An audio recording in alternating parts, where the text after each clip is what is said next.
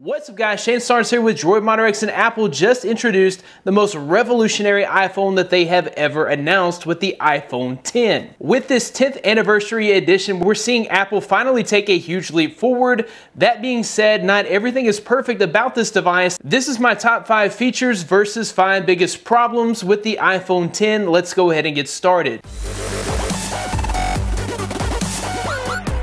Plenty of people, Android and Apple fans alike, are hyped up about the iPhone X, and there's plenty to love about this device. Apple has introduced the Super Retina display with the iPhone X. The front of the iPhone X is covered with this display, and there are virtually no bezels on this phone. While this is a much larger 5.8-inch display, it's going to fit nicely in the hand thanks to that limited bezel design. The only drawback of this display, as pointed out by Dom Esposito, is the fact that it only gets up to about 620 nits of brightness, which is about half of the brightness on the Galaxy Note 8. Apple also introduced Face ID with the iPhone X. This allows you to use facial recognition as opposed to a pin pattern or even a fingerprint for locking your device. With the new Face ID, you'll be able to tap your display and then just look into the camera to unlock your phone. Plenty of other devices on the market right now currently have Face Unlock, and for the most part, it works pretty decently, but at times it can have its own hangups,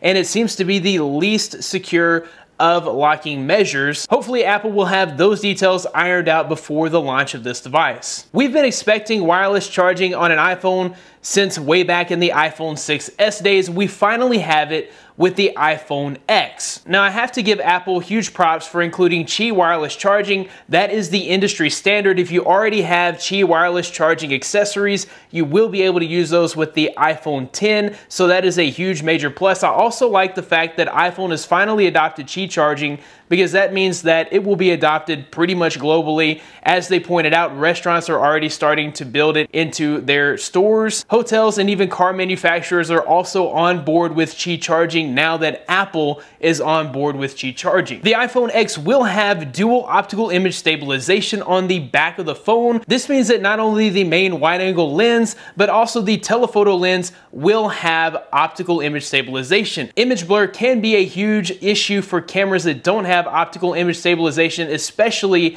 when you are zooming in on a subject. So to see Apple include the optical image stabilization on that secondary lens is a major plus. While Apple did not tell us how large the battery is in the iPhone X, they did specify that it will last 2 hours longer than the iPhone 7's battery on a full charge. Better battery life on a phone is always a plus in my book. We'll have to wait until this phone launches to know the official specs on that battery size, but it has to be larger than at least the iPhone 7 battery to get that extra 2 hours of juice. As you can see, there's plenty to love about the iPhone X, and there were several other features that I didn't mention. However, I did have just a few minor gripes about the iPhone X. The first thing that I've already heard everyone complaining about when it comes to the iPhone X is the fact that it does not include Touch ID. Now, fingerprint scanners have been a mainstay on devices for the past 3 or 4 years. I'm not really sure why Apple's taking it away. All indications lead to the fact that they will be embedding a fingerprint scanner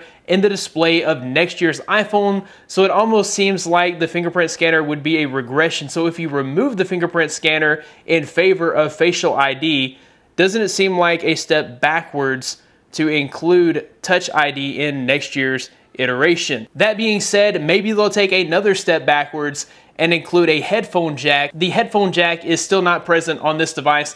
I really feel like Apple will never bring back the headphone jack. They're pushing you towards a wireless future, wireless charging now, so maybe one day you won't even have a lightning cable to plug in your phone for power. Bluetooth headphones, no longer needing a headphone jack, and that's really the way it looks like Apple is headed. They want a phone in the future that you don't have to connect any wires to. That's probably great for the future, but I don't think we're there quite yet. While the iPhone 8 and 8 Plus do have a physical home button, that's one feature the iPhone X is lacking. Samsung has also recently taken the approach of removing a physical home button in favor of a software button. With the iPhone X, you have neither. You don't have a physical home button or a software button. Instead, you swipe up from the bottom. Now that's going to take some getting used to. I really don't think that that's going to be that big of an issue, but if you're a home button lover, you may find that a bit annoying. The iPhone 8, 8 Plus, and 10 are the first iPhones to have a USB-C compliant Lightning port. That being said, they still have Lightning ports instead of USB Type-C ports. Apple was willing to go with the industry standard with Qi charging. They didn't develop their own wireless charging standard. I personally wish that they would have fallen in line with the industry standard when it comes to USB connectivity. The new MacBooks have a USB-C port on the side.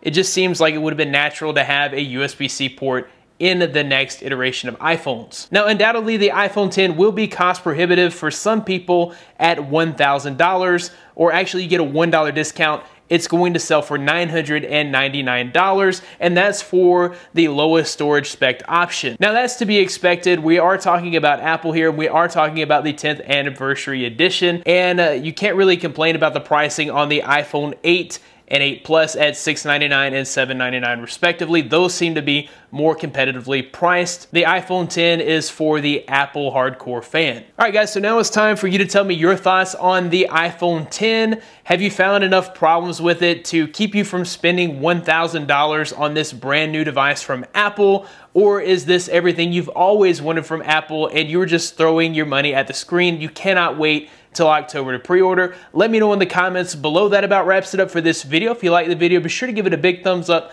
Subscribe to this channel for more content like this in the future. You can find more of me at droidmodderx.com. Follow me on Twitter at droidmodderx. Thanks guys for watching. Be blessed. I'll see you in the next one.